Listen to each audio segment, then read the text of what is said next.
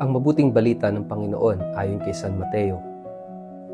Walang aliping makakapaglingkod sa dalawang Panginoon sapagkat kapupuotan niya ang isa at iibigin ang ikalawa. Paglilingkuran ng tapat ang isa at hahamakin ang ikalawa. Hindi ninyo maaring paglingkuran ng pareho ang Diyos at ang kayamanan. Kahit sinasabi ko sa inyo, huwag kayong mabalisa tungkol sa inyong kakainin at sa inyong iinumin upang kayo mabuhay o kay tungkol sa susuotin ng inyong katawan.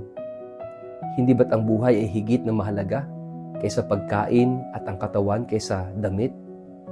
Masdan ninyo ang mga ibon, hindi sila nagtatanim ni umaani man o kaya nagtitipon sa kamalig.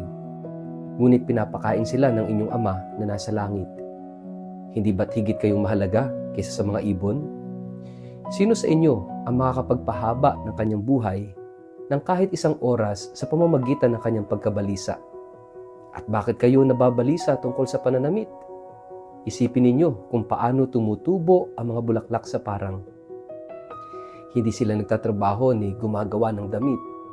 Ngunit sinasabi ko sa inyo, kahit si Solomon, sa kanyang karangyaan, ay hindi nakapagdamit ng singganda ng isa sa mga bulaklak na ito. Kung dinadamitan ng Diyos ang damo sa parang na buhay ngayon at kinabukasan ay iginagatong sa kalan, kayo pa kaya? Kay liit ng inyong pananampalataya sa Kanya. Kaya't huwag kayong mag-alala na baka kayo kapusin sa pagkain, inumin o damit. Hindi ba't ang mga hintil ang nababahala tungkol sa mga bagay nito? Alam na ng inyong Ama na nasa langit na kailangan ninyo ang lahat ng ito. Ngunit higit sa lahat ay bigyang halaga ninyo ang kaharian ng Diyos at ang pamumuhay ng ayon sa Kanyang kalooban at ibibigay niya sa inyo ang lahat ng mga bagay na ito. Kaya nga huwag ninyong alalahanin ang bukas sapagkat ang bukas ang mag-aalala sa sarili niya. Sapat na ang inyong mga suliranin sa bawat araw. Ang mabuting balita ng Panginoon. Word of the day, hear what God has to say.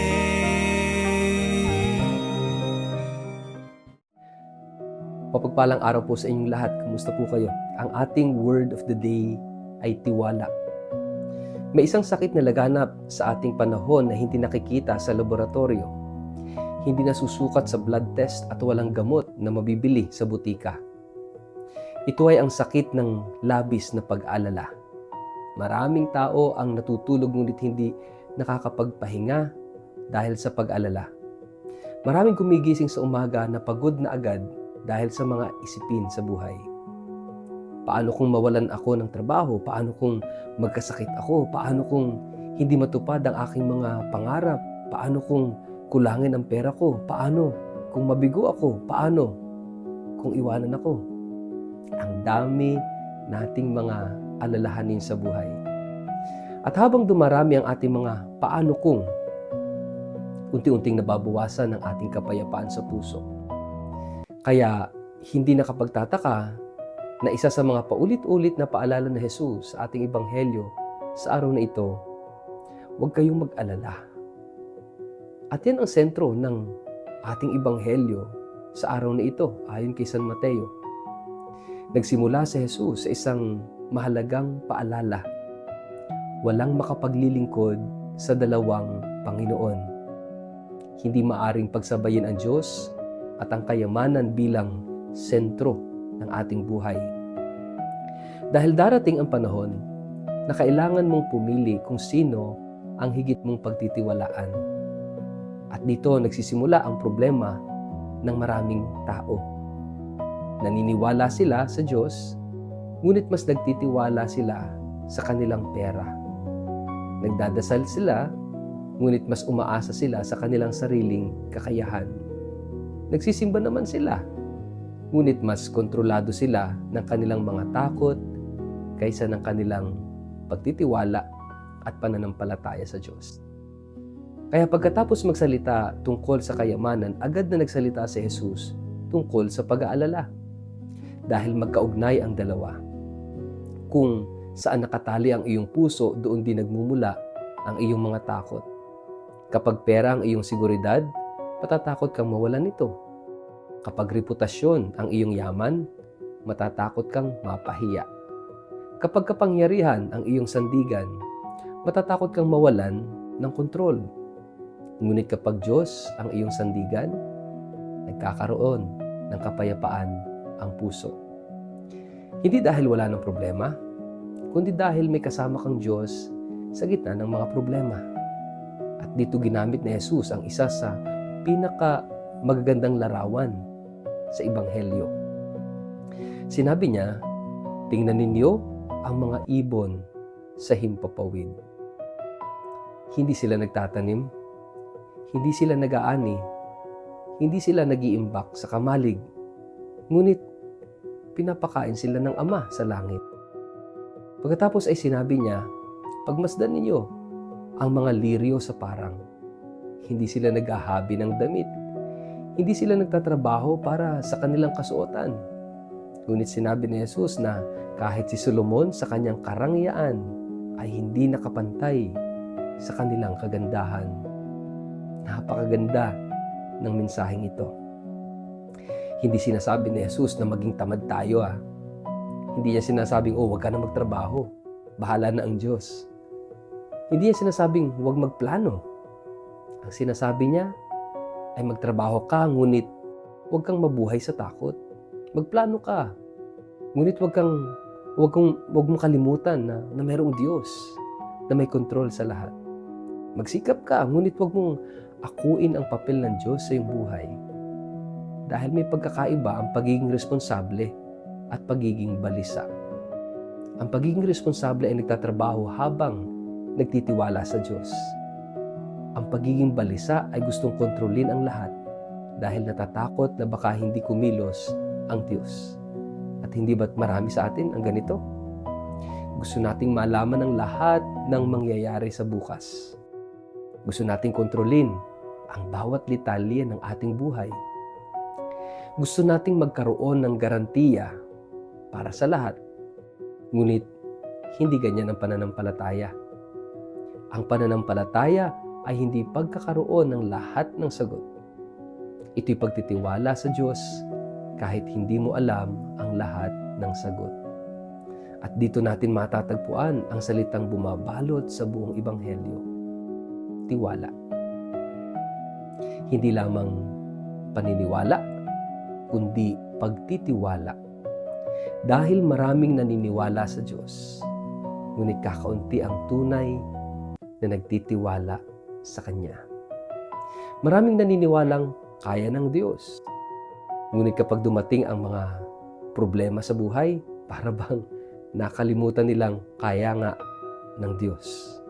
At marahil ito ang dahilan kung bakit sinabi ni Jesus, sino sa inyo ang makapagdaragdag ng kahit isang oras sa kanyang buhay sa pamamagitan ng pag-aalala? Napakatotoo nun. Ang pag-aalala ay hindi nagpapahaba ng buhay. Madalas pa nga, ito ang nagpapabigat at nagpapaikli ng ating buhay. Hindi nito nilulutas ang problema, kundi iniuubos lamang nito ang ating lakas. Parang pagbabayad ng interes sa utang na hindi pa nangyayari. At narito yung magandang sinasabi ng ating Ebanghelyo. Madalas iniisip natin na ang pagtitiwala sa Diyos ay para lamang sa malalaking problema. Kapag may sakit, kapag may trahedya, kapag may matinding pagsubok sa buhay. Ngunit sa Ebanghelyo ngayon, ipinakikita ni Jesus na ang Diyos ay nagmamalasakit kahit sa maliliit na bagay. Kung pinapakain niya ang mga ibon, kung dinadamitan niya ang mga bulaklak, kung inaalagaan niya ang buong kalikasan, gaano pa kaya tayo na kanyang mga anak? Hindi tayo mahalaga sa Diyos dahil may nagagawa tayo. Mahalaga tayo dahil tayo ay kanyang minamahal. At yan ang pinakamalaking dahilan upang magtiwala. Hindi dahil alam natin ang mangyayari bukas, kundi dahil kilala natin kung sino ang may hawak ng bukas. Kaya nagtatapos ang Ebanghelyo sa isa sa pinakamagandang paanyaya ni Jesus. Hanapin muna ninyo ang kaharian ng Diyos at ang kanyang katwiran, at ang lahat ng mga bagay nito ay idaragdag sa inyo. Pansinin natin, hindi sinabi ni Jesus, hanapin muna ang pera. Hindi hanapin muna ang seguridad. Hindi hanapin muna ang tagumpay. Kundi ang sinabi niya, hanapin muna ang Diyos. Dahil kapag nasa tamang lugar ang Diyos sa ating buhay, unti-unting nailalagay sa tamang lugar ang lahat ng iba pang bagay. Kaya ngayong araw na ito, tandaan natin ang salitang tiwala. Dahil ang kabaliktaran ng pag-aalala ay hindi kontrol, ito'y pagtitiwala. At ang pinakamalaking tanda ng pananampalataya ay hindi ang dami ng ating alam tungkol sa Diyos, kundi ang lalim ng ating pagtitiwala sa Kanya. Tanungin natin ang ating mga sarili. Pagnilayan po natin, ano ang mga bagay na ikinababahala natin ngayon?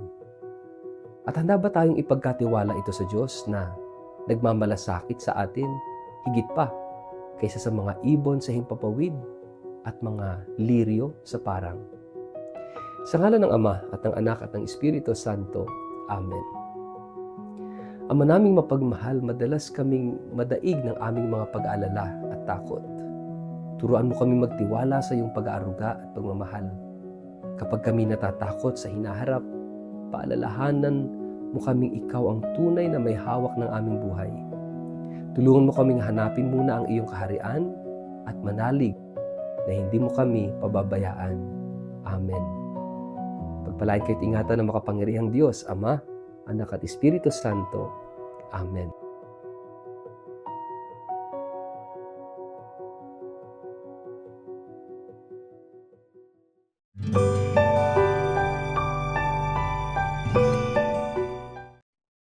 Ikinagagalak naming ipaalam sa inyong lahat ang muling pagbubukas ngayong taong ito ng Hope Center, isang ligtas at mapagkalingang lugar para sa mga nangangailangan ng paggaling at panibagong pag-asa sa buhay.